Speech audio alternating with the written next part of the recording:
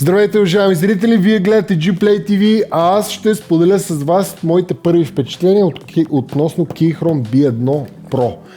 Нещо, което веднага ми направи впечатление е, че всъщност много клавиатури на Keychron се появиха през последните години, но това е първата мембранна клавиатура, т.е. това е първата клавиатура, която ще тестваме на Keychron, която не е механична. Клавиатурата е безжична, има ултра слим компактен профил и да видим всъщност тук какво друго интересно се споменава за нея. Да, виждате, че е по-мъничка, сега ще извадим, между другото не знам кой от тия цветове, може би бялата имаме тук, може би черната, не знам. Става и за macOS, и за Windows, има си те Keychron си имат като цяла афинитети към Mac. Open Source Firmware, това е този фърмуер, който се сваляте и мога да правите едва ли не почти всичко на него. Няма да ви го показвам даже в последствие, защото той е малко откачен, по-скоро за мен е за хората, които искат нещо много по-в дълбочина да направят. Но само по себе си тази клавиатура няма подсветка, няма някакви специални настройки, които да направите, така че те си викат този софтуер няма да ви трябва особено много. Така, Ultra Slim Body, много е тънка, сега ще видим. Имаме 3 Types of Connections, т.е. 3 различни начина може да се свържем. На 2,4 ГГц безжично, с Bluetooth и може да я свържете и с кабел.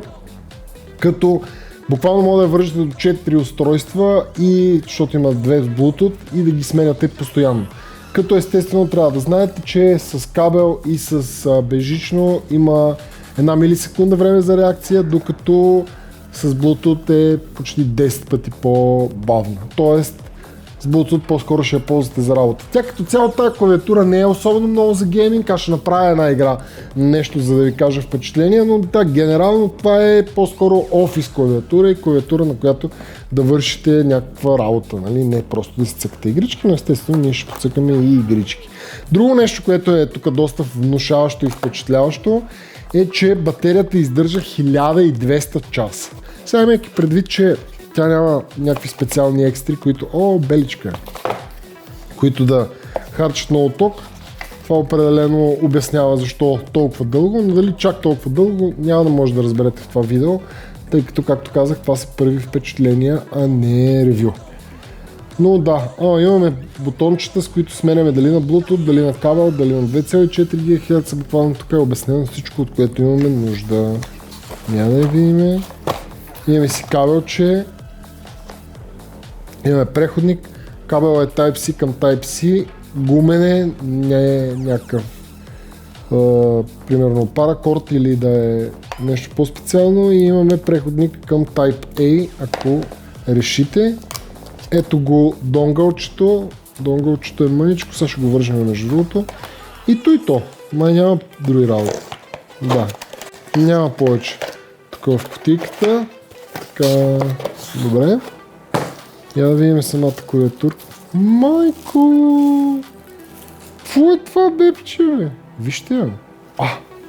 Какво е това?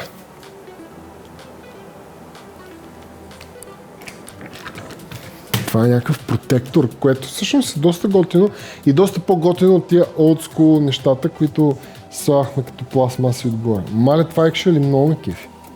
Много яко. Добре. Тук има един плюс от мен. Бутончетата са, тези това са мембранни, защото тя, вижте я, тя долу е дебела, колкото ще кажа кредитна карта, ама ще я ви излъжа, може би колкото 3 кредитни карти или 4. Но да, много е финна. Сега, клавиатурата няма кръчета, както най-вероятно забелязвате, т.е. не можем да я вдигаме малко или много, и на мен лично веднага усещам, че ми е малко ниска някакси. Но тук имаме бутони за включване и изключване. В момента е направена за кабел, може да направим за Bluetooth. Между другото тук не знам дали се вижда, но светва. Ето тук 2,4 ГГц, като е на Bluetooth светва синьо, като е на 2,4 ГГц светва зелено. Тук имаме слайдърчето за Windows и за Mac. В момента сме избрали за Mac. И имаме Type-C-то, с което освен че мога да я вържем с кабел, и зареждаме. Чакайте, 2,4 ГГц е избрано. Дайте да ръцнем. Yes, baby. Доста е приятно. толкова много съм свикнал с механичните клавиатури, че имам чувство, че от години не съм ползвал мембранна. Сега, нека да не си кривим душата, не е някаква корена разликата. Това е като клавиатура на лаптоп. Буквално усещате я като адското. Има дълъг, между другото, дистанс, в който потъват клавишите, но реално доста бързо ги регистрира. Какво да ви кажа? За мен функционалността тук е най-важното нещо. Това, че може да я вържете с няколко устройства, т.е. може да се я вържете към компютъра, към лаптопа, дето се вика дори към телефона и всичкото това нещо да го сменяте с едно натискане едва ли не и така доста бързо. Освен това имате възможност да я вържете и към Mac, ако и ползвате Mac, което също е Win.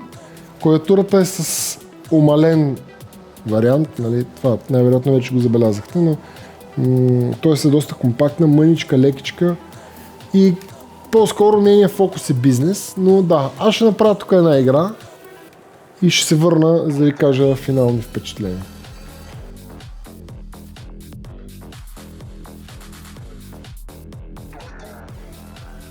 Пребихаме като куче.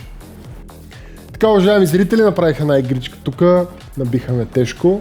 И какво да ви кажа, наистина усещането е като лаптоп клавиатура, съвсем обикновена мембранна клавиатура и както казах, наистина фокуса за мен е по-скоро гледна точка на работа, функционалност от гледна точка на свързаност, т.е. да може да се свържете с няколко устройства, да си ги прехвърляте от едно, второ, трето и това всичко да се случва бързо, да имате малка, компактна клавиатура. Може би като минус бих изтъкнал това, че няма крачета. Лично на мен ми се струва малко ниска. Бих искал да може да е малко по-висока, но като цяло идеята на нея е да е някаква много тънка, мъничка и така нататък.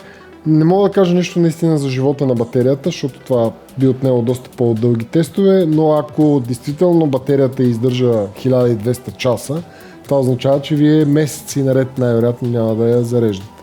Но да, наистина, ако си търсите нещо такова, цената и също не е някаква супер фрапантна, мисля, че между 70 и 80 лева беше, ще има линкче отдолу в описанието към GPlayBG, където може да я намерите, като знаете, че може да използвате промокод за намаление, било то мой или на някой от колегите.